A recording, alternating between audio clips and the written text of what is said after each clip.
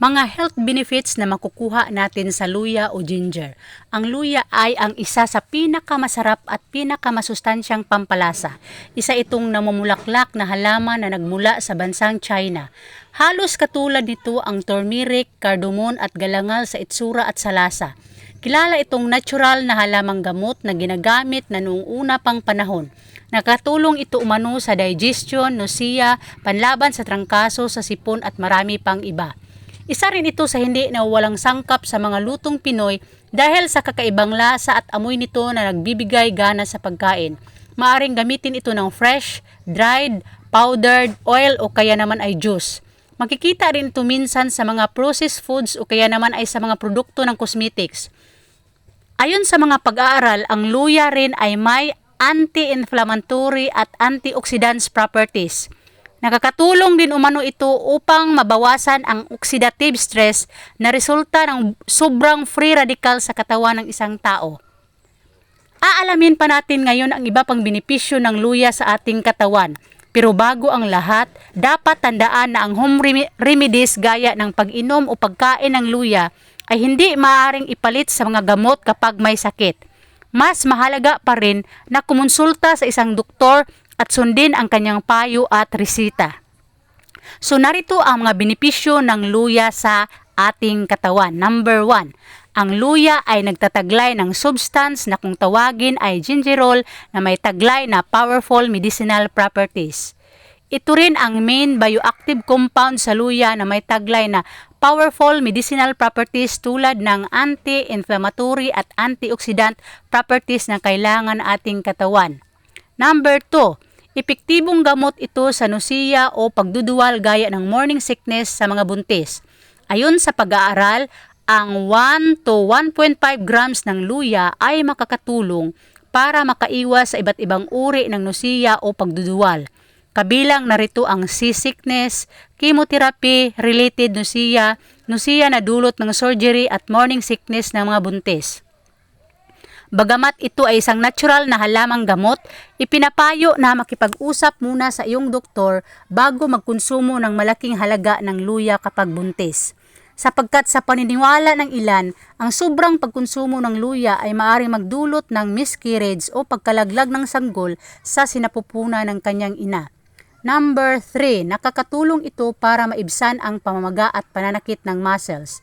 Isang pag-aaral na naman ang nagsabing ang 2 grams ng luya sa isang araw sa loob ng 11 days ay makakatulong para maibsan ang muscle pain.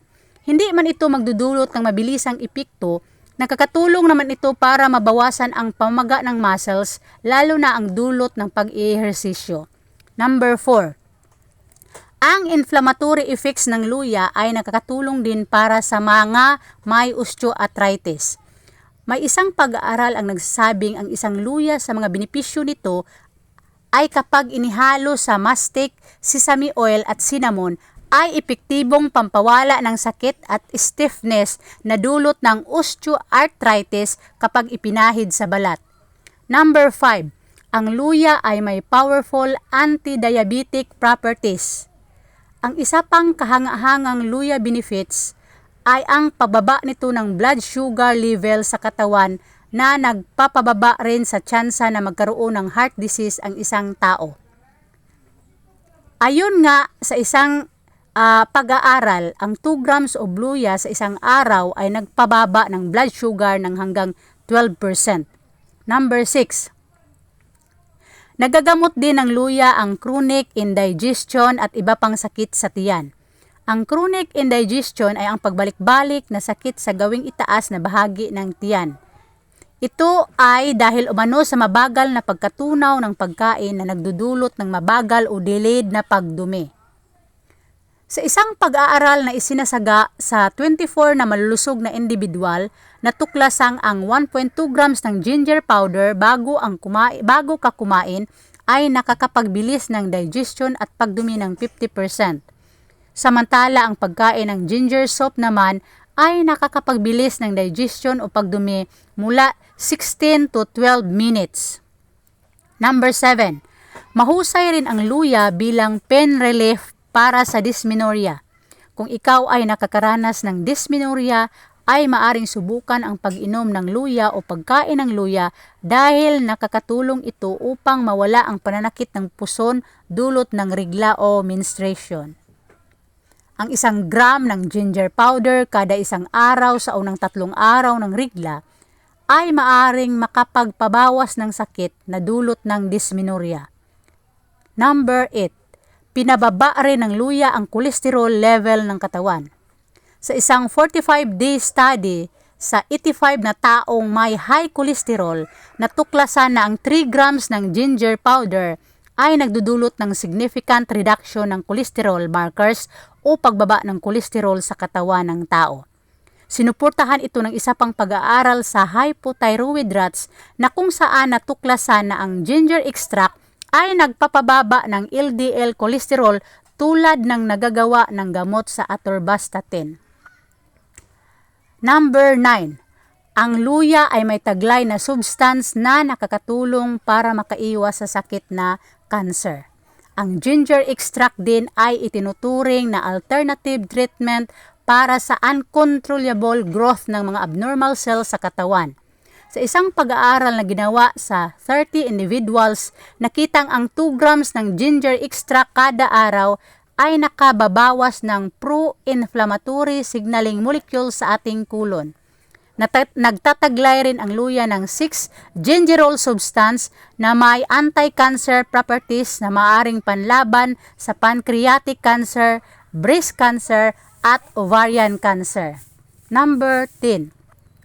Nai-improve din ng luya ang brain function at pinoprotektahan ito laban sa Alzheimer's disease.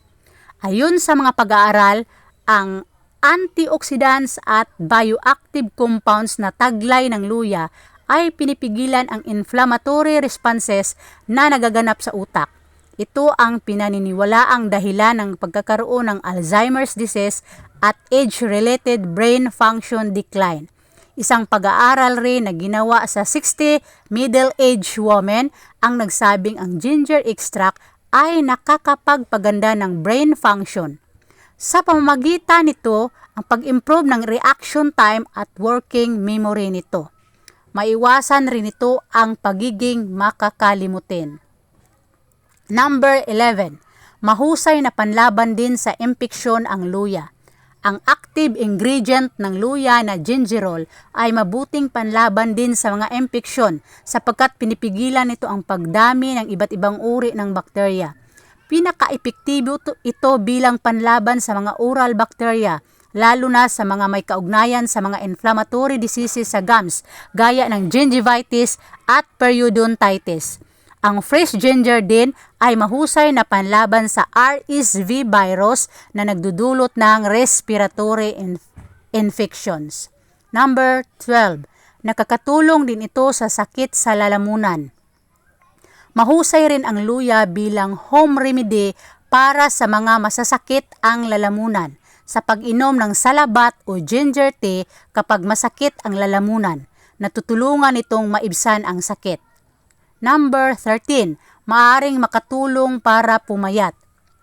Ayon sa ilang mga pag-aaral, ang luya ay nakakatulong para ma-reduce ang body weight ng isang tao, lalo na ang kanyang waist-hip at hip ratio. Makakatulong ito para sa mga taong overweight o nakaranas ng obesity. So, iyon po ang mga health benefits, mga iba't ibang benepisyo na makukuha natin sa luya o ginger.